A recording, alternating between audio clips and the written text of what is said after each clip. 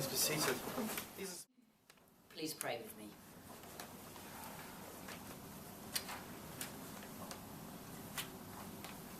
Loving God, we know you only in part and by all manner of names as each of us meets you in the secret places of our heart. Help us to meet you again, to know you more, and for the experiences of each other to enrich us so that our own relationship with you grow deeper. Amen. Amen. Amen. One of the things I really enjoy about this reading from Matthew, quite apart from the whole thing about the left hand and the right hand not knowing what each other are doing, because mine never, my feet don't know what each other are doing, my hands don't know, I can trip over thin air, me. But the other thing I really enjoy about it is that it's one of the bits that appears to be contradicted in the very same speech, even. It's not just contradicted elsewhere in the Bible, it's contradicted in chapter 5. So we've got, when you do this, do it in secret, because it's God who rewards what's done in secret, and all the other things. Matthew chapter 5, you are light for the world, and a city built on a hilltop cannot be hidden. In the same way, your light must shine in people's sight, so that seeing your good works, they may give praise to your parent in heaven. So which one is it? Is it to be hidden or visible uprightness and good works? Which one are we supposed to obey? Are people meant to see our faith or not? It's one sermon. Does it matter whether people know I'm a Jesus follower? Well, the Sermon on the Mount says no and yes. It's the ending of the bit in chapter 5 that gives us the clue. It's about what glorifies God and not what glorifies me, or each of us. Prayer, fasting, almsgiving, that's between us and God, individually. No one else needs to know. Justice, compassion, opening the doors and letting everyone know that they are loved, that's between you, God, and the whole world. Everyone needs to know. Not so they'll thank you, but so they'll thank God. And this is where difference in religion comes in. When faiths fight each other, it doesn't glorify God. Not our God, not their God, not any God. Religious wars don't build up anyone's faith. They don't strengthen anyone. They put off people from both religions, both gods. They put people off God altogether. As though God really was egging on God's children to kill each other over points of doctrine.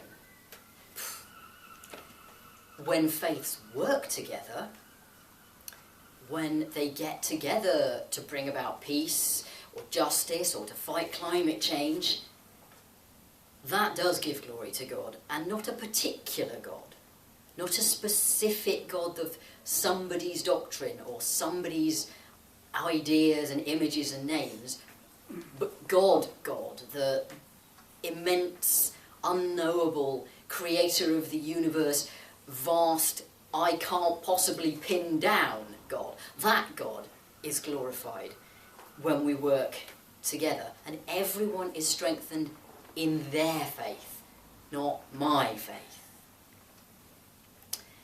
Just like Michael said, he can't speak for other faiths and where they're going and what it's all about.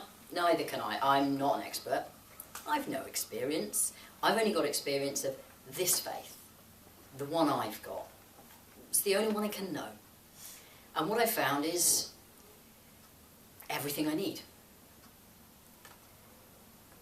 I mean, we can't even agree with other Christians about, for instance, the right way to pray. Never mind anyone else. But that doesn't matter. When we're working together, there's an example in Nancy Wilson's book, Our Tribe? Our Tribe.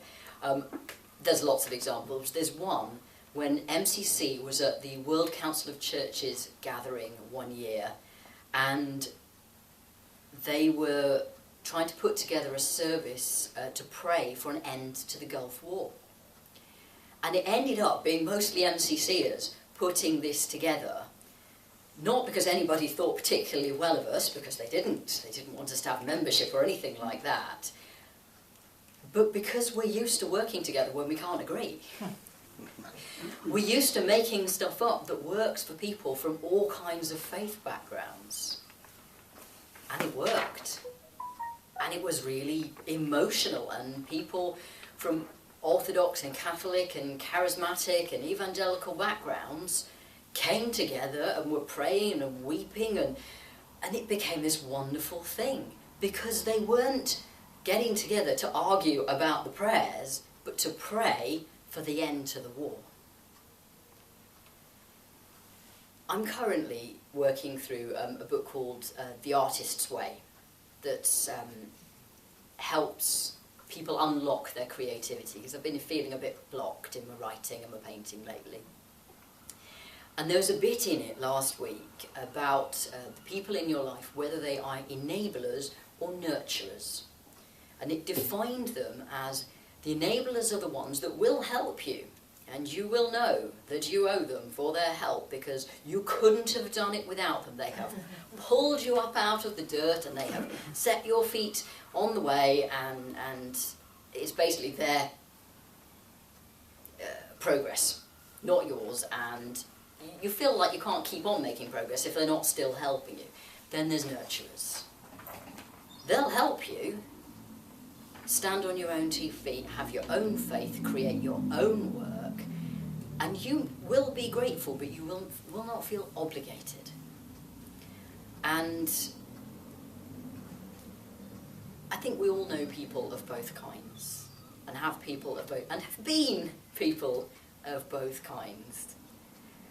Sometimes enablers I've come across who are called rescuers, but I've certainly, had them in my life from time to time. On the face of it, they're strong and generous and dedicated and admirable.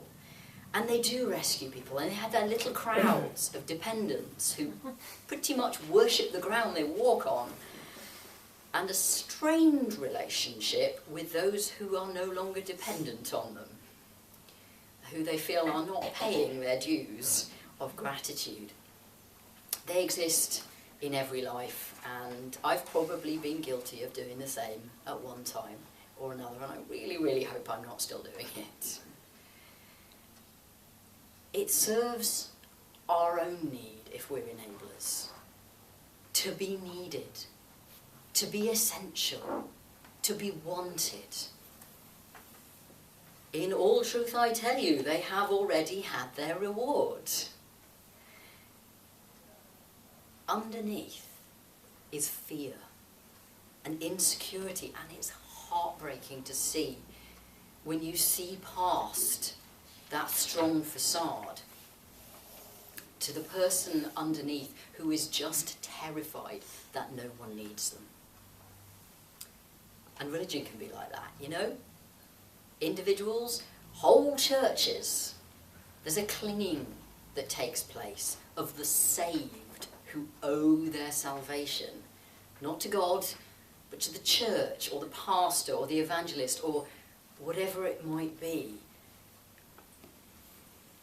And it's easy to do in any walk of life. I mean, I've got to admit that there have been occasions when I've been a little bit miffed about those who I sort of mentored in a way, who knew through me that it was okay to be trans or non-binary, who learned from me what it was all about, and have since gone striding ahead and are educating the rest of the world and are authorities in transgender theology and Sometimes I feel a little bit left behind, actually, and I'm like, excuse me, had a part in this, but actually, you know what, it doesn't matter.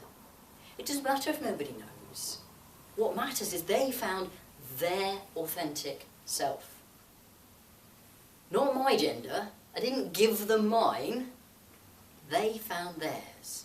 And in the same way, any example we set, any good news we might give, is for the building up of someone else's faith, not the grafting of our faith onto them.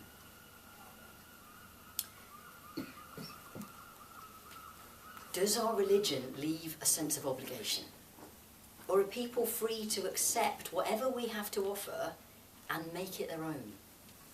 And hand it on in their own way? Do my good deeds encourage another to be thankful to God as they know God?